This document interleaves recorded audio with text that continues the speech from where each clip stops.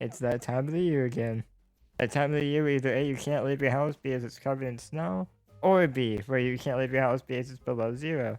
Now, since I'm a cave dweller, this does not bother me at all, because I haven't left my house in, when was 2006? Either way, the point is, it's that time where games get their holiday events, you know?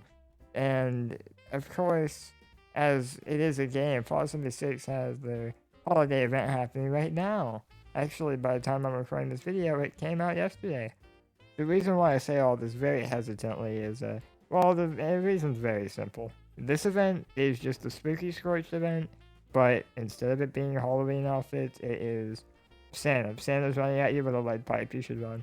And this video, I'm gonna tell you if it's worth it because I played it a little bit. I also play a lot of spooky scorched, and since they're the same thing, I can kind of go off of that as well.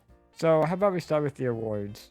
Now, I'll not be going over all the rewards because at the end of the day, there is more than like, I think 15, so I'm not going to sit here and be like, oh, well, here, let me name them one by one. There's videos that do that already. I'm just here to tell you if they're worth it or not.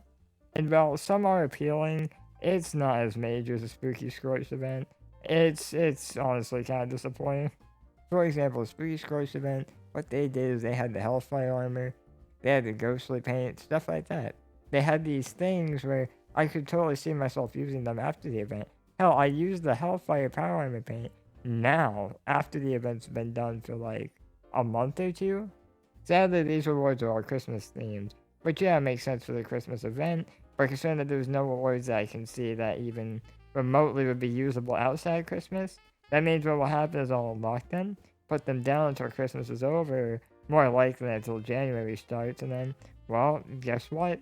Now, obviously, the Spooky Scorch event did this as well, but they had rewards that you could use outside of it that made sense to use outside of it, while this one does not.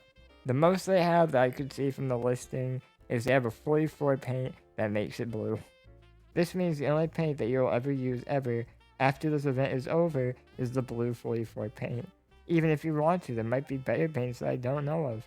Well, compared to the Halloween event, they had stuff for the chainsaw, the AR, they had Hellfire paint, they had all that stuff. And you can use it afterward, you know? It's stuff that you would use after the event is over. As I said earlier, and I'll say it again, I use the Hellfire every day for my power armor.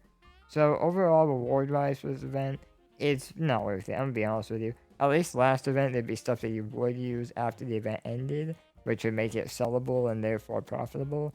So even then, if you didn't want anything, you could use it. There's nothing here unless people want to use Santa all year round. Which I mean, hey, I'm not gonna blame you honestly. I mean, who wouldn't want Santa around all year long, you know? But it's even worse because these rewards are a pain in the ass to get. Which goes on to my next topic. How does this event work? Well, it's super simple, Timmy. All you have to do is you go to a place where Scorched are, and then you proceed to kill the ones that have a little jingle to them. They might even have some Santa outfits on, some blue tuxedos, you know, stuff like that. Once you kill one of these Scorched, they will drop you a legendary based on their legendary level now, because of the new update. They also will drop presents and other stuff. The main thing you want, though, is the presents. The presents will give you the rewards I listed earlier, and they'll also give you a bunch of random stuff as well. But then you may ask, Fearful, what is the difference between this and the Spooky Scorch event? Well, you see, the rewards are harder to get. Alright, so in the Spooky Scorch event, they would drop a spooky loot bag. It did not vary, there was no small, large, mediums, anything like that, right? It would just give you the loot.